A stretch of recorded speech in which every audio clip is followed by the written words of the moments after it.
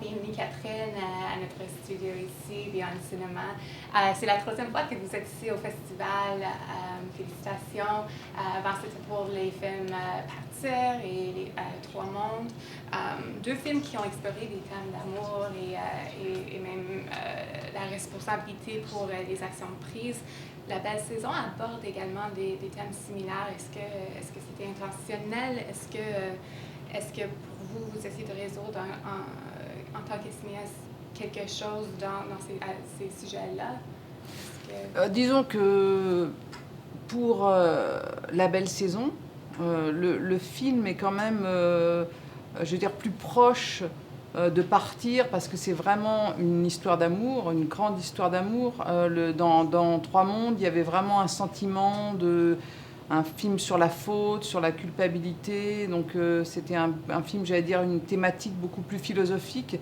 Là, on est sur un film beaucoup plus de personnages, d'émotions, un film, j'allais dire, plus mélodramatique.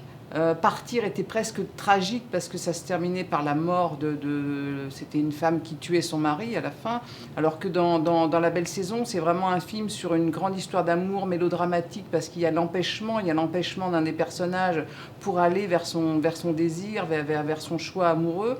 Et puis c'est un film aussi, j'allais dire, plus politique, parce que c'est un film qui se passe dans les années 70, qui relate aussi le mouvement d'émancipation des femmes. Donc c'est un film, j'allais dire, comme tous mes films, peut-être ce qui les rejoint, c'est qu'il y a quelque chose d'humaniste, il y a quelque chose de profondément humaniste, de comment justement, effectivement, on se libère de quelque chose, on se libère d'un fardeau ou de la faute, où on arrive à aller vers son choix amoureux, vers ses choix qui, voilà, c'est des romans ou des films d'initiation, quoi.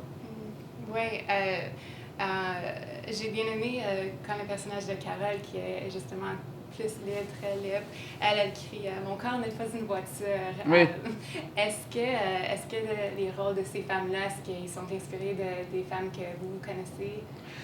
Ils sont inspirés de vraiment une réalité. Effectivement, j'ai beaucoup enquêté sur les années 70, sur le mouvement de libération des femmes en France, qui est issu du mouvement américain des suffragettes, et sur toutes les actions qu'elles ont menées. Elles étaient très actives. C'était vraiment quand Carole, l'héroïne, c'est-à-dire jouée par Cécile de France, avec toutes ses copines, elle jette du mou de veau, vraiment de la viande dégueulasse sur le professeur. Voilà, c'était vraiment une action que les femmes ont vraiment réellement faite, que j'ai retraduit un peu à ma façon.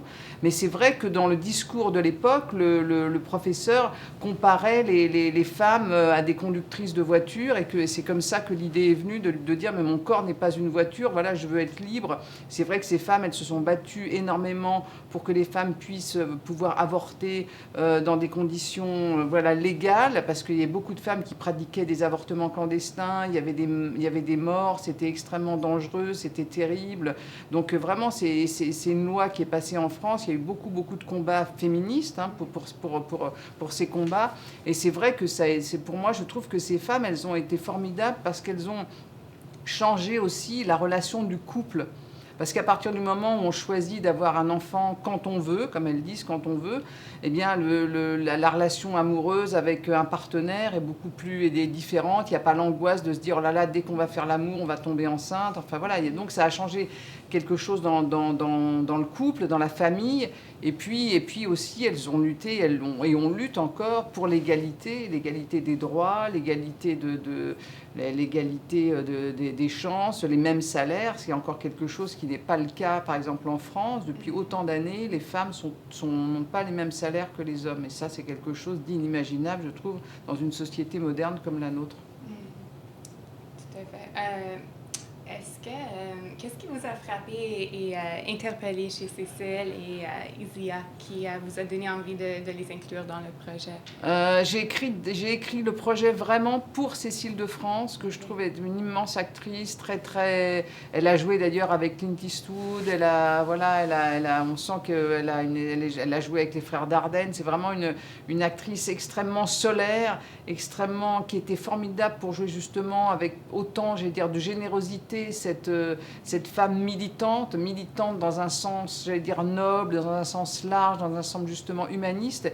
Et puis Isia, avec son caractère très de roqueuse comme ça, cette fille qui a beaucoup de tension en elle, beaucoup de force, beaucoup de jeunesse.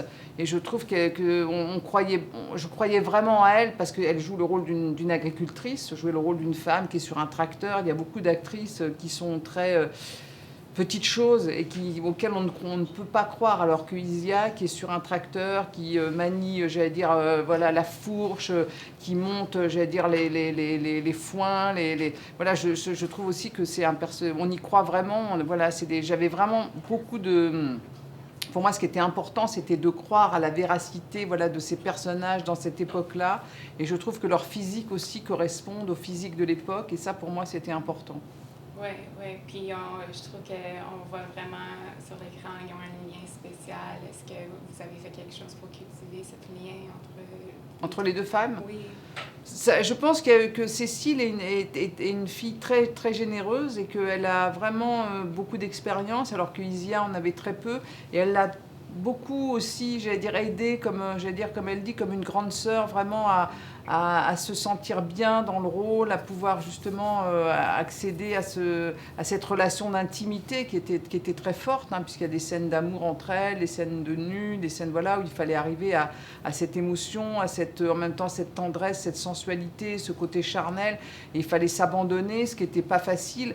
Cécile l'a vraiment joué avec beaucoup de sensibilité et elle a été elle était très à l'aise, elle est très à l'aise avec son corps, donc voilà, et donc elle a emmené aussi Isia là-dedans, elle m'a beaucoup aidée pour ça, elle m'a vraiment, vraiment aidée, oui.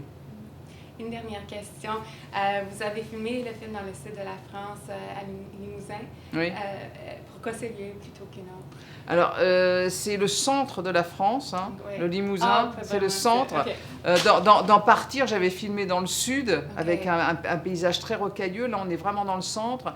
Et c'est la région où j'ai passé, j'allais dire, toutes mes vacances. J'ai une partie de ma famille, mes grands-parents du côté de ma mère qui habitaient là.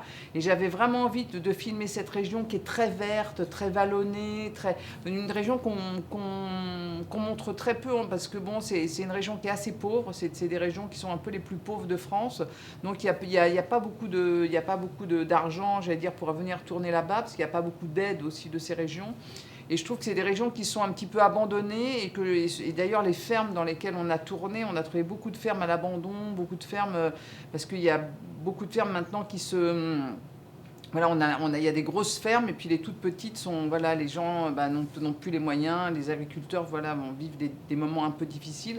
Et donc j'avais vraiment envie de filmer cette région que je trouve très très belle, très verdoyante, très luxuriante. Voilà, j'adore ces paysages. Je me retrouvais un peu comme les peintres aussi, avec leurs modèles, dans justement ces femmes nues dans la nature par moments, avec les animaux. Il y avait quelque chose aussi d'assez...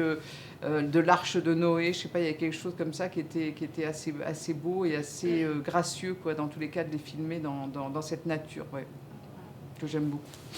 Oui, merci d'être venu, c'était un grand plaisir et bravo pour le film. Mais je suis très contente donc, de venir ici voilà, pour la 3e fois. Voilà, c'est un festival qui me porte chance, donc voilà, merci à Toronto. Ah, bravo. Merci à vous.